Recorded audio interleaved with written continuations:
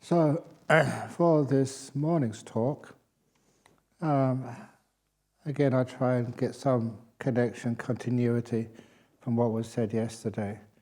But I wanted to focus mostly on what we call the five hindrances.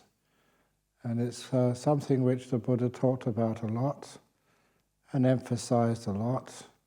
And it is just what obstructs the mind from being able to be peaceful, and also obstructs the mind from being able to see clearly and get insight. Because understanding and insight obviously is such an important part of our path. But why is it that many really good people argue about what is right and what is wrong, what is truthful? And there must be something there which is blocking a person from seeing the truth and seeing what's real. And of course, we come across that really, really often.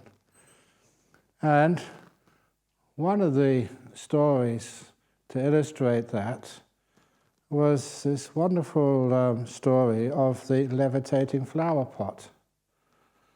And the origin of this story, for those who have not heard of it before, it was from one of my friends at university.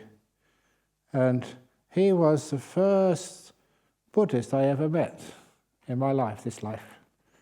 And the reason was that, I became a Buddhist when I was 16. How I became a Buddhist was just going to a bookshop, because I won my first school prize. You blossom late at school. It's much better to blossom late than blossom early and then lose it afterwards. So I got a prize from my A-level results. And my teacher told me, go to the bookshop and get more books on mathematics. And I didn't know what to do, so I went to the bookshop and saw these books on mathematics, and straight away I thought, no way am I going to waste my first school prize on stuff I can get from the school library.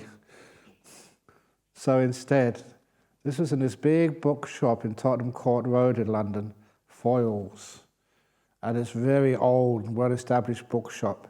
But on the opposite side of the road, they had the annex. And in the top story of the annex, about 6 flights of stairs up, that was the stuff they had, all like the forbidden section. Things on modern psychology, sociology, and also religions other than Christianity. And basically, just because it was the forbidden stuff, that's what made it interesting. So because I went up there and bought a number of paperbacks. I got told off by that, buying paperbacks. But the paperbacks I got were mostly on the different religions. Because I thought, well, you've got to have a spirituality in life. It made no sense to me, as a rationalist. Why should you just choose the religion you're born into rather than have the opportunity to find out what's best for you? Just like these days, just because you say you were born in Malaysia doesn't mean you always have to eat Malaysian food. You can eat all types of food, whichever you find is most delicious. So because of that, I thought, well, let's get books on all the different types of religions I could afford, read them, and make a choice. And of course, these days, that sort of idea has a name. It's called doing a market research. See what's on offer. If you're going to get a new car, you don't just get the car which you had last time. You don't get the different types of car which best suits you. So that was when I read my first book on Buddhism. I thought, this is really for me. Because I always believed in rebirth, reincarnation, and I always believed in compassion. That really stood out in the first book I read about Buddhism. And also, it was not about believing things. It's this is what we say is the truth, but this is how to find out for yourself. And it wasn't about just asking the priest and then believing what the priest said. You question and argue, and that is encouraged and respected. And so that was really inspired me, so I became a Buddhist. But what to do next? So really what I should have done, look in a phone book under B for Buddhist or something. There was no internet in those days. But I just left it for a while. But when I went up to university, they had this like fair of all the different clubs and societies. I remember one club and society I saw there, but I thought, no, I'm not going to join that one, was the Fox Hunting Society. And this was snobby Cambridge. So you could join the society and go on a horse and chasing those poor little foxes. But the one which really made my eyes go wide was there's a Buddhist society there. And it was really exciting. And I saw there's a Buddhist society in the university I'm going to spend the next 3 years. Yay! And I was so excited, I went up to the desk there. And of course I had a student manning the desk, and I said, I want to join. And the student on the desk said, you don't have to join. You know, you don't have to convert to join or anything. Just come and see how you like it. All for free. I said, no, I'm already a Buddhist. I want to join. He said, no, you don't have to. No, come and see. And I got angry. The fee was £1. That's a lot of money for a poor student. But I got £1 note out of my wallet, slammed on the table, join me now. And so the guy joined me. But I always remember him because that was an important event in my life. And he became a very good friend, a lifelong friend. And he also became a very lifelong friend of Professor Hawkins. He was one of his chief students. And he was featured in the biopic of Stephen Hawking's, The Theory of Everything, I think it was called. And I never knew that at the time. But, you know, we're all into the same sort of things. That's why we became friends. He was obviously a Buddhist. That's why he was on the counter. And he was a physicist as well, about a year or two ahead of me. And he was also in the Psychic Research Society. Because, you know, as students, especially people who are like physicists or Buddhists, we're really interested. We really want to find out. And, you know, you have that courage to go places which are haunted and just find out if there's anything there. And of course, being a physicist, you know, you can get all these equipment to try and get some infrared photos of a ghost or something to see what's happening there. So he was into that as well.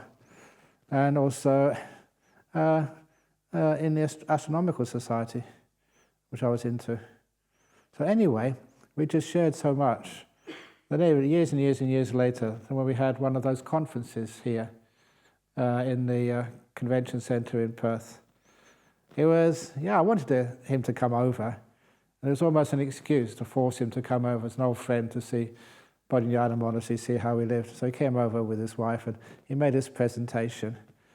And it was lovely to see him. But he was a really well-known physicist, emeritus professor of theoretical physics at Queen Mary College in London. And he's actually more famous in physics than I realised. But anyway, because he's also does this psychic research, he was the president and the treasurer of the Psychic Research Society in London. We try to keep that quiet because, you know, that people would think that, my goodness, he's a weirdo. How can you have weirdos who believe in ghosts? You know, being close associates of Professor Stephen Hawkins. But anyway, so he told his amazing stories of all the research he'd done over those years. And because he's a good friend, he's absolutely trustworthy.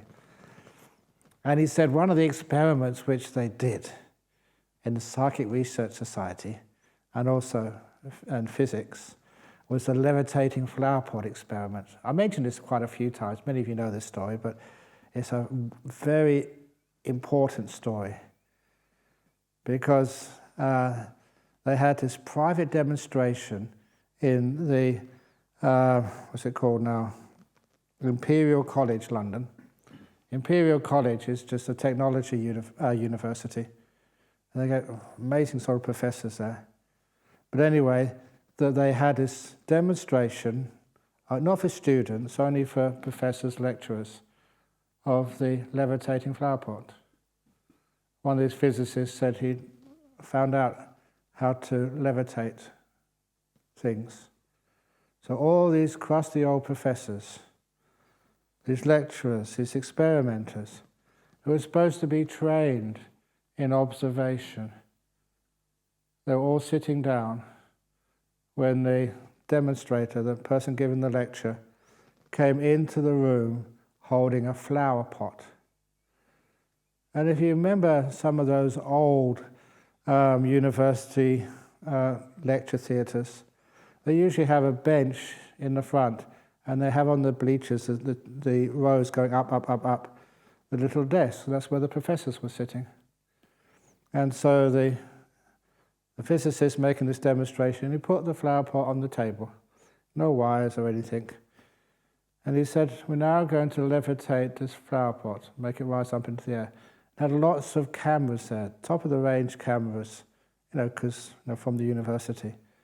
So if anything happens, we can video it in UV, infrared, everything. And so if it works, we have evidence. But then, the quirk of the experiment, he said, but we'll have to ask everybody to help, to create the right atmosphere. I want each one of you, to the best of your ability, to start chanting Om, the old Hindu sacred word, Om. And I wish I was there at the time, because I know these old professors. To see an old professor lecture going Om, Om, Om, Om, would have cracked me up. But they did it. They were chanting Om, Om, Om, Om. Because it was only just their friends. That's why they didn't have any students there. So they could feel quite at ease going Om. And as they were chanting Om, the flower pot lifted up above the bench. It actually worked. And they filmed it. They photographed it. It was real. They levitated the flower pot. And afterwards, it's only a short experiment, afterwards, the experimenter asked them, what do you think of that? And this was the main point of the experiment, the reactions of those who were watching. And some of those physicists, scientists, electrical engineers, people who spend their whole life doing experiments and observing, said that the flower pot never lifted at all. The flower pot was on the table throughout the experiment. It didn't lift. It didn't move. They showed the video. They showed the photo. Said, no, that's what we call these days fake news. It was doctored. It was. I was watching with my eyes, and it stayed on the table all the time. And that was the amazing thing. These were people trained in observation, and all they saw was the flower pot remaining on the table, when in fact it did lift up off the table. But it was such a challenge to their ideas about the world and what is possible, what is not possible. For them, it was impossible. They trained in physics and science for all their life, and that cannot happen. And because it could not happen, they didn't even see it. It didn't even come to their conscious awareness. It was blocked out before they were aware of it. That bare awareness, for most people, it's not bare awareness at all. What you're aware of has been filtered, blocked, embellished to suit you. This is where we're going to get to the 5 hindrances in a moment. What blocks and embellishes and exaggerates. But the truth of the matter was, as many people have heard me say this story before, that they'd installed this huge electromagnet under the bench.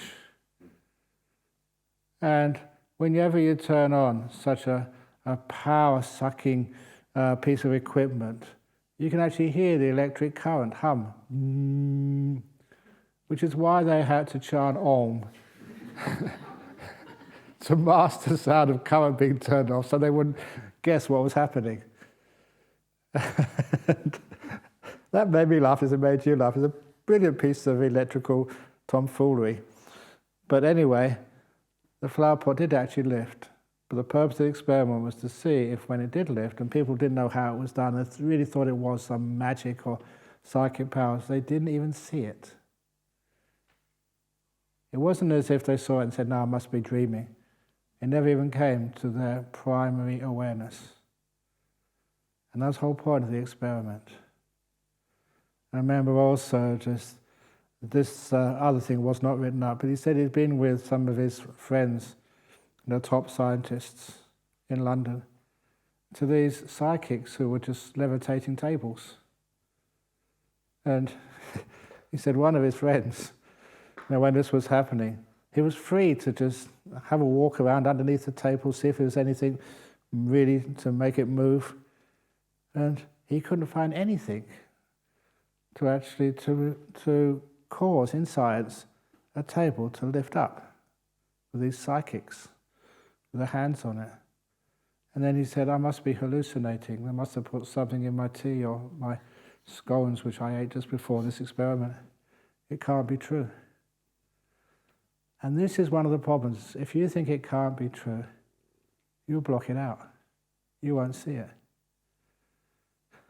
That has a huge effect, not just on science and levitating tables, but even in your life. A story which comes to mind many years ago, so I don't mind saying it now. There was one of the people who came to our Armadale group. We have a meditation group in Armadale, in the hospital there. And she didn't come because she was a Buddhist or she really liked meditation so much. She was just in an enormous psychological turmoil.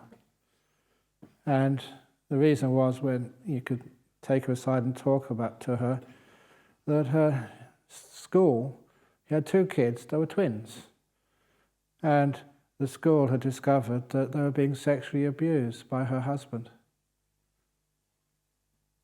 And police came round, kids were not there, husband had been arrested. Why? What's happening? And she felt this mixture of conflict, because this was a man she wanted to spend her life with, father of her kids, and found this is what he did. She couldn't understand that. And she also, as a mother, felt so incredibly guilty that, she'd been in the same house and she hadn't seen this happen. Or had she seen it happen and just denied it? But she felt so guilty that on her watch, 24/7 watch, she hadn't suspected anything. And that was actually when I told her, look, this, in the way the mind works, it was something which is so hard to see, so challenging. This is, her life was just turned upside down. And she felt so guilty for this. I said, I can understand how you can't see this, because it's just way too challenging. And she still loved that man. But then that's what he did to his kids. So she blocked out any evidence, which was in front of her, what was happening, because to admit it was way too challenging and painful. But of course, once the school counsellor found out, then there was nothing else she could do. She eventually just, with her 2 kids, moved to UK, and so spent the rest of her life there, doing really, really well. But you can see just how something like that, would you be able to admit that straight away? Or would you block it out as well? It's just way too challenging.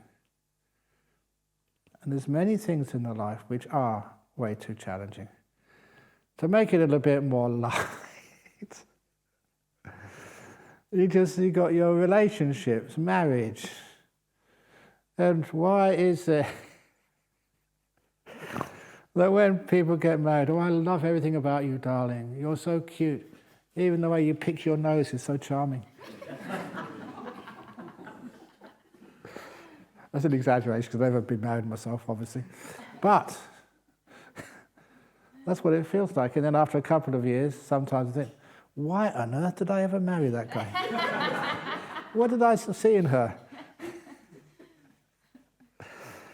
To the point that one of these really nice disciples over in Singapore, she was a marriage counsellor for a while, and she said that when she got married, her father took her new husband aside. He had wanted to have some father-in-law, son-in-law sort of bonding. So the father-in-law told his new son-in-law, just after the marriage, he said, you probably love my daughter really, really well. He said, oh yes, she's so charming, she's so wonderful. Everything she does is just so lovable. I'm so lucky to be the one she's chosen, and I can be her husband. And anyway, then the the father-in-law just rolled his eyes and said, "Son-in-law." That's wonderful. That's how it usually is, when you get married, fall in love. But in a couple of years' time, maybe 3 years, maybe shorter, I'm not sure, but in around 2 or 3 years' time, you'll begin to see the faults and defects in my daughter.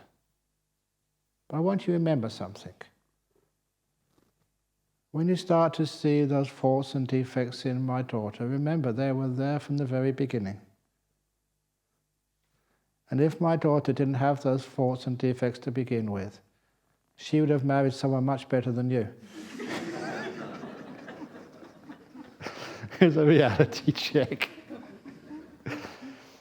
Well, the point is, you don't see what's there, you see what you want to see.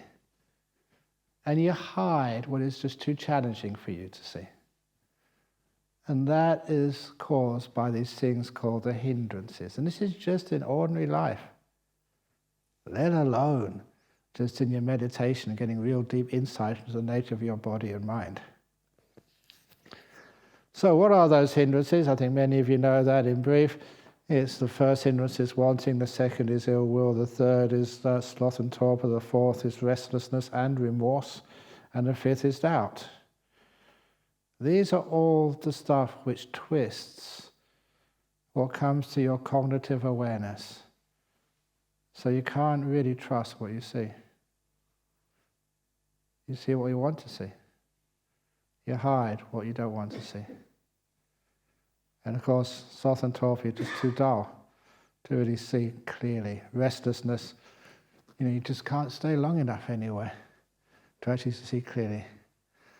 On the restlessness, there's this one little anecdote which is a very beautiful one. I usually tell it on most meditation retreats, but it is something which is so relevant. Little experiences which happen in my life which you can remember, adjust a little bit, but let people know that this is how the restlessness works. That coming here to Australia and finding this beautiful piece of land, which is now Bodhinyana Monastery, that was 36, 37 years ago now. And so the first 6 or 7 years I was really busy building the place up. There was no buildings on there at all when we first arrived. So we were just sleeping out under the trees. But over those years we started to build. So a lot of the time it was really a huge amount of work and coming and going, getting building supplies from town. But on this one occasion, I forget exactly why, but I had lots of time. I arrived maybe at 9 o'clock or something. And I asked the driver, please let me off at the bottom of the Kingsby Drive. I want to walk up today. It's a beautiful spring morning. And I just love the exercise and just time just to walk and just relax. And that is 2.2 kilometers from the Southwest Highway up to the gate of Bodhinyana Monastery. It's not that far. It's steep. But this was, I think, roughly the first time I walked up that hill for the 7 years since we came to live there. And as I started walking up the hill, it was a wonderful thing I did because I couldn't recognize my surroundings. It was like I was on a different hillside. There's things I saw which I'd never seen before. And it was so staggering. I thought, what's going on here? This is weird. It is totally different than what I remember seeing maybe 2 or 3 times a week through the window of a car going up 40, 50, 60 kilometers an hour. I couldn't understand why it looked so different. But then, because I was quite surprised, I stopped and stood perfectly still and just stared. And then the hillside changed again. And when I just stood perfectly still, that hillside looked so incredibly beautiful. I saw so much more detail. I could see more. And everything the colours were richer, were deeper. And I just wondered, what the heck's going on? Did someone put some drugs in my tea this morning, or what was going on? Of course, we don't take drugs as Buddhists or monks, except those which are given by the doctor. But That's one of the advantages of not taking alcohol or drugs. You know that what you see is real. It's not imaginary. And so, but it was still quite challenging to me. How come I could see so much more and it looked so much more beautiful once I stopped? It was a very simple explanation because, brought up in a scientific education. You realize it's just when light goes into your eye and hits the back of your eye, the retina, it starts a chemical reaction. But like all chemical reaction, it takes time. Not that long for actually the colors to form and for the texture and the differences to appear. And unfortunately, we don't have this experience these days. But in the days when you didn't have digital cameras, when you had photographic film, that usually at school you'd develop, the photograph in this sort of liquid, the developing fluid, whatever it's called. And I remember doing that quite a few times at school. And just you put the paper sort of, in the liquid, and then just slowly, just the image of what you'd photograph would slowly appear and get clearer, and the colors would get richer when you left it in this chemicals for longer and longer until the reaction finished. Then you could take the wet photograph, the print out, and let it dry. If you took it out too soon, it wouldn't properly finish, and the colors wouldn't be there, and the detail would be like washed out. And that's exactly what happens in the retina. So when I was looking through the window of a car, which was going 40, 50, 60 kilometers an hour, my eye would receive the light, but didn't have time to form a proper image in my retina. And so all I ever saw through the window of a car was pastel colors, washed out, didn't have time to fully form. And the detail just was all basically smoothed over. You couldn't actually see the different things which were out there. But when I got out and walked, your eye had more time to form a proper image. But nothing beat just being perfectly still and just staring. And then just like the photograph started to emerge. Just saw all of the different rocks and the blades of grass rather than just a sheet of green. And all the colors became so incredibly clear because they had a chance to form. And that really emphasized to me the importance of stillness. The restlessness, when you're looking at this, you're looking at that, you're looking at something else. You don't have time to see what's there to begin with. Okay, this is another simile. And, I'll make it a bit closer. When I, sometimes as a monk doing the same old thing time and time and time again, it can be a little bit boring. So whenever you get some interesting invitations, then I usually jump at them. And one of the invitations I got a couple of years ago, I mentioned this again many times, was an invitation to give the keynote address at the 2018, I think, 2018, or it could be 2019, World Computer Congress in South Korea. Now, many of you know that I don't know hardly anything about computers. You turn them off, press this and press that, and hope it works. And there you were, just giving the keynote address. There's the plenary session. They have the first meeting of all these big shots, members of the government and stuff, and come along and just give the president of the World Computer Congress or something, and then they give their address. And then now the keynote address, which is to set the tone of the conference. And that was me. And so many people asked me, "What are you doing here?"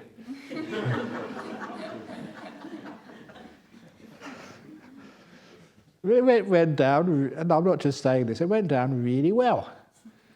Not only did they give me business class tickets to go to South Korea, Buddhist Society of West Australia paid nothing. So business class tickets, a really nice hotel, and they gave a $2,000 donation afterwards. That's pretty good, as they used to say in London, a good little earner for Buddhist Society.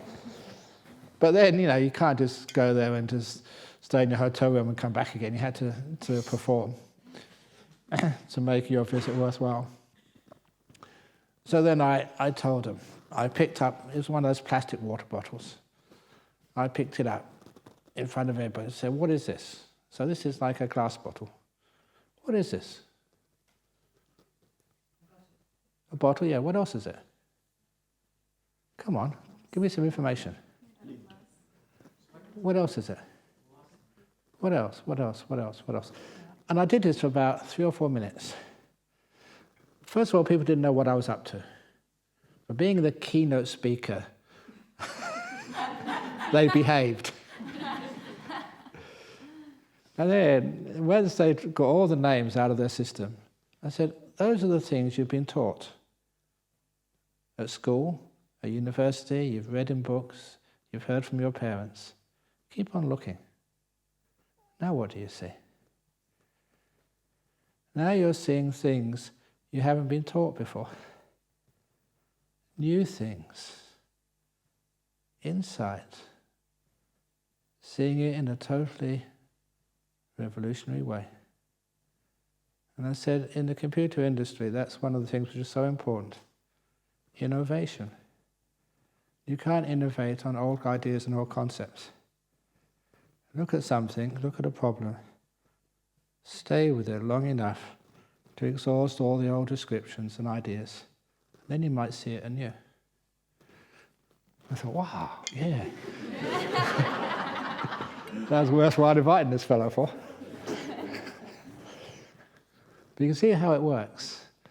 And that is actually why restlessness, we don't stay long enough with something to really see it. You say, bottle. It's not a bottle. It's that and much, much, much more. And it's seeing that much, much more. That's where we get the deep understandings of life from. And you've heard me say this before. Oh my goodness, I keep going on and on.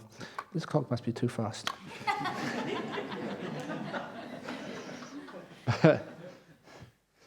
And this is like a wonderful, just worldly teaching, but it's so helpful that every time when, I don't really go into prisons much these days because doing too many other things. The time I went in there was just wonderful experiences. Because, all these people are supposed to be prisoners and did terrible, terrible crimes. So I couldn't see those crimes. All I could see was people. And I made the insight there that when you saw a person, you never saw the crime, you saw the person. They're much, much bigger than the crime. And when you saw the person or the crime, you could actually connect to them. Everyone else in the prison service, they saw the crime. And that's a murderer, that's a rapist, that's a terrorist or something. I just saw this person who'd done a terrible thing. So you're not the terrible thing, that's part of you, but you're much more than that. The same way when you go to a hospital to see maybe your mother or a sister or husband or someone who's really sick. For goodness sake, don't see the sickness, see the person. The doctors or nurses, they'll treat the sickness. You treat the person. They're much more than their sickness. The same with someone who's in a wheelchair. You're not just disabled or something. There's so much more to you than that. You know that. And when people actually talk to you, rather than just the disability, then you're welcome that so much.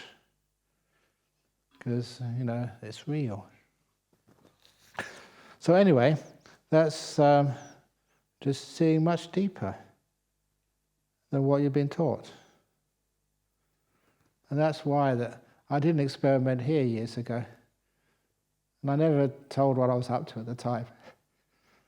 That it happened that we had difficulty finding a cook for the retreat. It was a 9-day retreat. So, because I was basically the boss here then, that they asked, what should we do, Ajahn Brahm? We've got no cook. I said, leave it with me. And we called up the local prison, Karnak Prison Farm. So, because there's one of the people that would always come to our classes in Karnak, a really good Buddhist. And he said, can you come, be our cook? Because he could have work release. So he'd come in the morning, the prison van would let him off here. And after lunch, he'd clean up, and then he'd go back to Karnak up the road for the rest of the afternoon and evening. He was our cook. And he was an amazing cook. I must admit, it wasn't just because of our meditation was good. Just, he did it all by himself. He said, I don't need much help, and he was just so efficient. And one thing I remember, he would make these pizzas, and he'd make everything himself. Even the dough, fresh dough with flour and whatever else you put in it, and make it in the morning, and just whatever he put on top of it. And it was absolutely amazing, really fresh. Not in a packet, but just did it himself and did all this amazing food, all by himself. And it was only after he left, I told the people he was from Karnak, and he was in there for a violent rape. Ajahn Brahm, what have you done? If I'd have said that to begin with, half of the people would have left. Because I could trust him. I know exactly who he was and why he did those things. He was drug-induced. But he was in jail for a while. But just to see, is that a rapist? Or was that a prisoner? Or was that this wonderful human being who had the opportunity to do some good karma, help me, and help all the people on the retreat at the time? And at the end of that, people said, oh yeah, well done. The whole idea of what people are was changed. So after a while, you've got to be very careful with those judgments which stop you getting the real truth and insight. He wasn't just a prisoner, he was much more than that. It's not just a bottle, it's much more than that. So anyway, the 5 hindrances.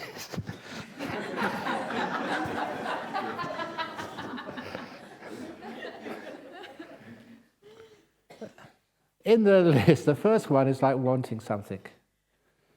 And that's probably the best simile for that, or just the one-liner. When you want something more, you cannot enjoy what you already have. And I love that saying. Because even when I'm meditating, okay, you're in like Nimitta land or something. I want the jhanas. It all falls apart.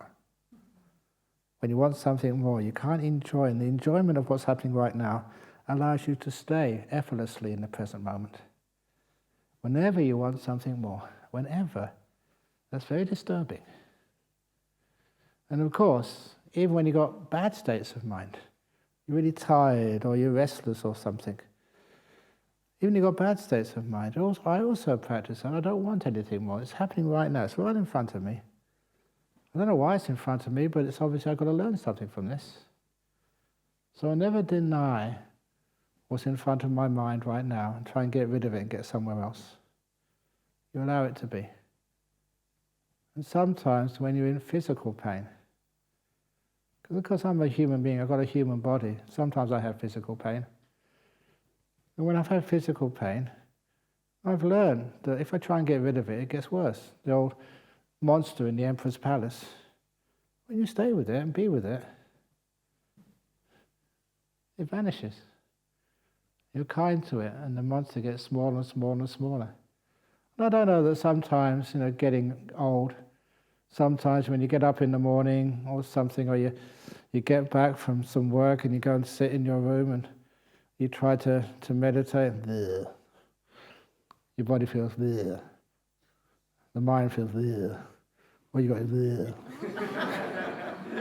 You know what I'm talking about. I feel like that too. But then you just stay with that. You don't try and get rid of it. You don't judge it. You don't stigmatize it. Your mind is much bigger than that. It's just part of it which is presenting itself to you. Just stay with it. Be kind to it. And honestly, I find that If I don't try and get rid of it, if I don't attach to it if it's pleasant, just leave it alone, let it be, it always gets really peaceful. It may take a few minutes, but then it always disappears. So I remember sometimes in the early morning getting up to meditate, feel tired. Well, you can feel tired. And after a while, the body straightens up, you get energy. Because you're not fighting anything. You're not wasting energy. When I want something, it just really destroys me. It destroys my peace. What do you want? The one thing which you aspire to is peace, contentment. People work so hard so they can say, I'll just clean everything up, do all the dishes, tidy everything up, and then I can have some rest and enjoy myself. You know how to clean things up, you don't know how to rest and enjoy this moment. It doesn't have to be perfect. Please, okay, well, Leha's a real manager here, so she's not here, I can tell this story. There was this famous monk in Thailand, Ajahn Buddhadasa, and he was building his main meditation hall in his monastery, Suan Mok. And it got to the rains retreat, the 3 months, the rains retreat, where we're supposed to put aside most of the work and just do studies, training, meditation, live life nice and simple for those 3 months. So he sent all the builders home. Come back another 3 months when the rains retreat is over. So they all went away, and the next day or two, a visitor came, and he said, when is your hall going to be finished? And without any hesitation, this monk said, Sir, it is finished. What do you mean it's finished? Said the visitor. There's no glass in the windows, there's no tiles on the roof, there's bags of cement and pieces of wood all over the place. And is this some sort of artistic statement or something? So no, it's finished. How can you say it's finished? Said the visitor, and the monk replied famously, Sir, what's done is finished. And he went off to meditate. I always remember that. Because if I want to find some meditation time, there's always things I haven't completed yet, things I haven't done, things which I should do, emails I should answer, questions I should answer, monks I should tell off, monks I should praise, nuns I should make sure I get their right name next time when I give them some chocolate. All this stuff I should be doing. If I worry about that, I'll be restless forever. So what's done is finished. It's beautiful. But it did happen once. I get in trouble. But it's funny, because I told that story on a Friday night talk once, and on a Sunday, these 2 Sri Lankan parents came to complain. What's wrong? It's a good story. He said, yes, but Ajahn Brahm. Our 17-year-old son, he said he was going out on a Saturday night with his friends, and I made him promise that he won't go out until he's finished his homework. So, you know what's happening. So we asked him as he was going out the door, said, have you finished your homework, son? He said, just like Ajahn Brahm said, what's done is finished. See you tomorrow, Mum.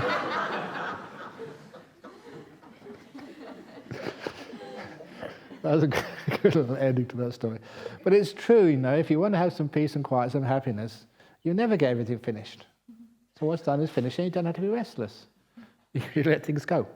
So anyway, the wanting is also that one of the nice things about going to airports, sometimes you meet people you would never meet in any other walk of life. You're waiting for an aircraft, you're sitting down, people chat to you. And there was this Middle Eastern guy. I don't know what religion he was or exactly what he was doing, but we had a little chat for a few minutes. And he told me the 2 worst curses in the Middle East. If you really want to tell somebody off and give them a hard time. And the second worst curse, number 2 on the hit list of curses, was, I think, really imaginative. And it was, May the fleas of 1,000 camels infest your armpits.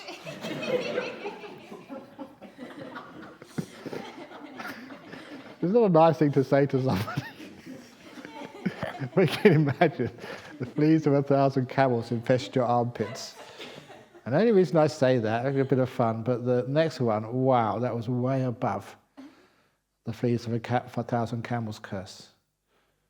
And when I heard this one, I thought, wow, whoever invented that had a huge amount of wisdom.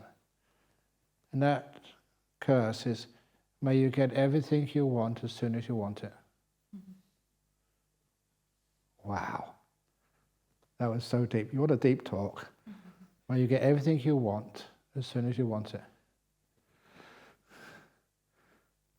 If that was happened to you, even for a day, it'd probably drive you crazy.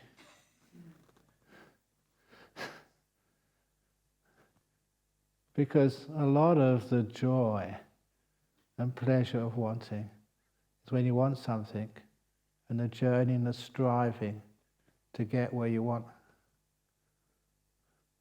It's that struggle to actually to meet your wants is where a lot of the pleasure lies. If you get it immediately, what's the point? There's a lot of truth to that. So then you understand what this wanting really is. And after a while you think, what do I want that for? And when you actually see the truth of wanting, it just disturbs you, and there's no end to it. Well, even if you're really needy. Again, when I was young monk in Thailand, we didn't have so little stuff. I mean, we were really sort of living on the edge of falling off the edge. So I'd help somebody, people would come and ask some questions, get a bit of extra advice, and whatever I said had really hit the spot for this Thai gentleman. And so he said, I want to show my gratitude. Anything I can get you, anything you need. And what they do in Thailand, they have this allowance, they call it mendicant allowance. So what you do, you don't just say, what do you need? Oh yeah, a business class plane ticket to go visit my family in London. You can't say that, these are just poor villagers. So what they tell you, for about for 100 baht, they actually mention just how much. They can't give you the money, but they can actually give you things for that value. So they came up to me and said, is there anything I can get you for about 100 baht, Thai baht? It's not that much these days, but for a poor monk, that was a huge amount. And my mind went blank. I said, I don't know. Because when you didn't want anything to begin with and try to figure out something you want. And he was busy like many lay supporters were. And I at least had the insight to say, look, can you come back tomorrow? This evening I'll think about it, what I want for 100 baht, and I'll let you know tomorrow. He said, very good idea, great, I'll see you tomorrow. So that evening, in my heart, after the evening meeting, I got out a piece of paper. I didn't have a piece of paper, it was just the back of a mosquito coil wrapper, which was, clear. And for a pen, I didn't have a pen, I just had a pencil. And just a candle for the light. So I said, what do I want? And so straight away, like a little exercise book.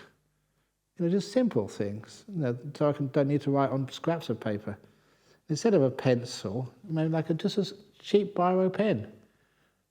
These are simple things. I wrote the cheap biro pen and pencil on this bit of scrap piece of paper, and then I thought, look, the candles is not good for your eyes. So what they did have, these little oil lamps, the kerosene lamps. And some other monks had those. And so a little kerosene lamp. And I said, when I'm talking about light, my flashlight is just really dull. And flashlights and new batteries, because this is really important. In those paths in time, there's snakes and centipedes and the motlin, the biting ants. And so I wrote down flashlight. Then I added up, and it's more than 100 baht. Which one can I take off? And as I was thinking what to take off, I thought, well, when you got paper, I should actually get some aerograms so I can write some letters to my mother, and I need this, and I need that, and I need this, and I need that. And in a couple of more minutes, 1,000 baht would not have been enough. But at least I realised what was going on. And I took that piece of paper, I screwed it up, and I threw it in the waste bin. And the next day when this guy came, I told him, don't ever do that to me again.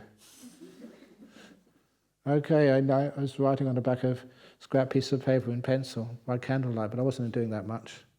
It was fine. I was surviving. But I could not survive when I had the means to get so much stuff that I could not tolerate. It showed me just about the pain of wanting. You don't have anything, you're happy. So what do you want? So if for some wonderful good karma you lose all your money, yeah, then you don't want anything.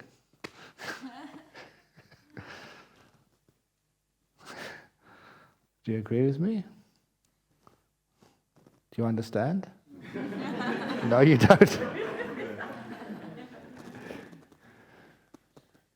But it's the same with your meditation. What do you want in your meditation? You say, I want to be enlightened. Do you?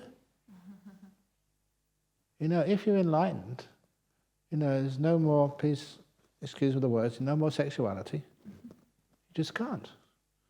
Full enlightenment. You're not interested in watching the TV anymore. So you can't see the next episode or whatever else is streaming right now. You're not interested in sports. You're not interested in anything. Sometimes, if you really understand what enlightenment is, people say, well, maybe not. Maybe I'll get enlightened tomorrow or next week or next year or something. A lot of times, this was a story when I'll give a talk on 5 hindrances tomorrow.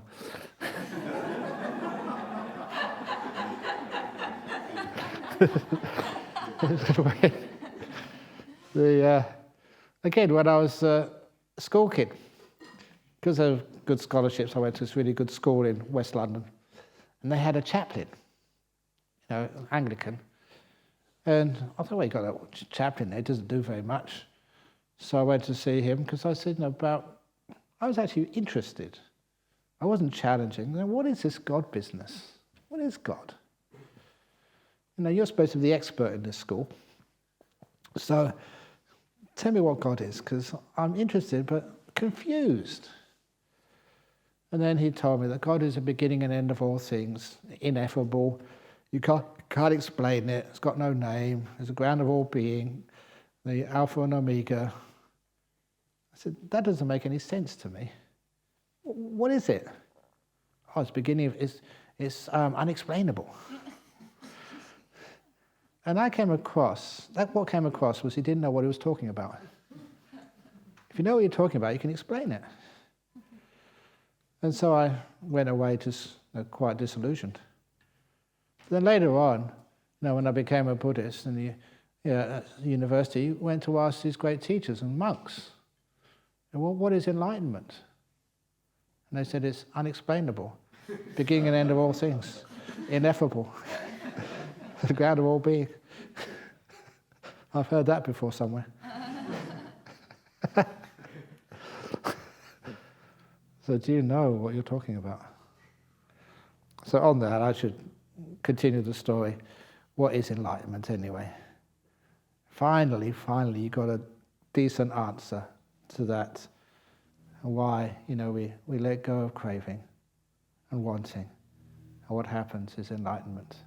Yeah, explain more, Ajahn Brahman. Here it is. It's a beautiful explanation. Again, many of you have heard it before. Until I get a better explanation, you'll hear it next time as well. But it was the 5 children playing the wishing game. And the rules of the wishing game go like this. You have a wish, and the kid who comes up with the best wish wins the wishing game. Simple. So the first kid, this boy, said, if I had a wish, I'd wish for a new PlayStation. So you like playing games, computer games. Fair enough.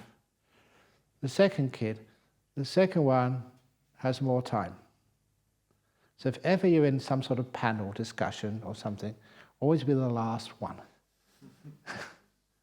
Just like this other story of these 3 religious leaders, the monk, the rabbi, and the Christian priest.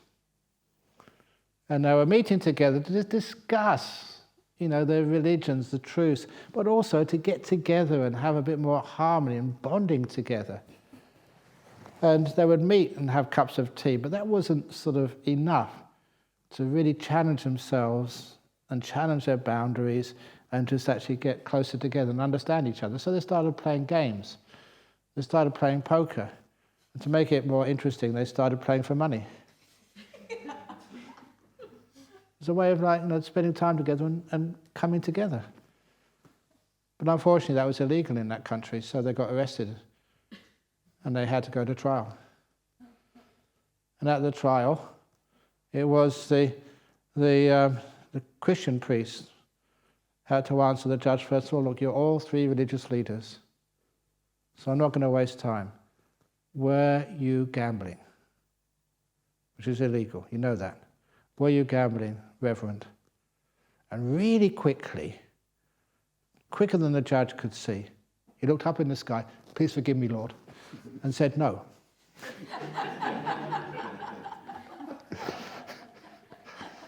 Okay, you can go. And then asked the rabbi, Rabbi, were you gambling? The rabbi put his hands behind his back and crossed his fingers. Did you ever do that at school? Cross your fingers and said, no, I wasn't gambling.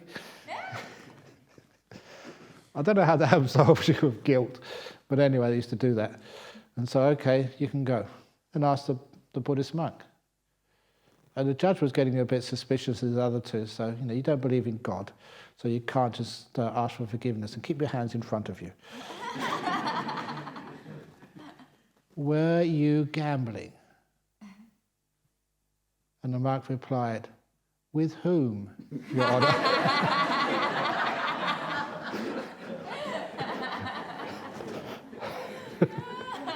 So always be the last one. But anyway, going back to, where were we? The second kid. If you had a wish, what would your wish be? And the second kid said, well, if I had a wish, I would wish for a computer game shop. If I own the shop, I won't just get one PlayStation, I'll get the next one when it comes out and the one after that. I own the whole shop, so I can get much more, much better wish. Yeah, it's true. So I asked the third kid, if you had a wish, what would it be? Third kid was really, really smart. She said, if I had a wish, I would wish for $10 billion US. That's a wish. With $10 billion US, I can buy my own computer shop. But the problem is, when I play games, my mummy and daddy keep telling me to do my homework first of all. And that just really sort of takes away the pleasure of playing games. So, after I bought my own computer game shop, then I buy my own school. If I own a school, if any of the teachers gives me homework, or I get sent to the principal's office, I say, look, I'm paying you. This is my school. And that way I won't need to do any work. When I graduate from my own primary school, I'll buy a high school. When I graduate from high school, I'll buy my own university. So I can play computer games all day. And when anything else I want, for $10 billion US, oh, crikey, you can spend that.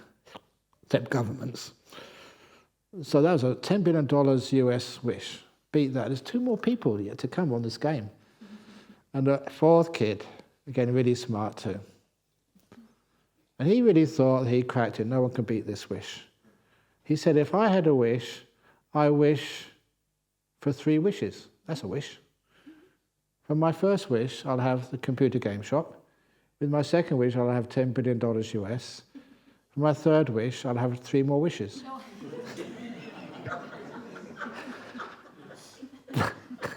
That way I can go on forever.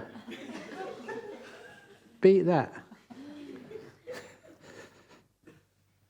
And the fourth kid was so peaceful and so calm and just had this inner wisdom and very easily beat the infinity of wishes. Wish. The last kid said, if I had a wish, I wish I was so content and happy I never needed a wish ever again.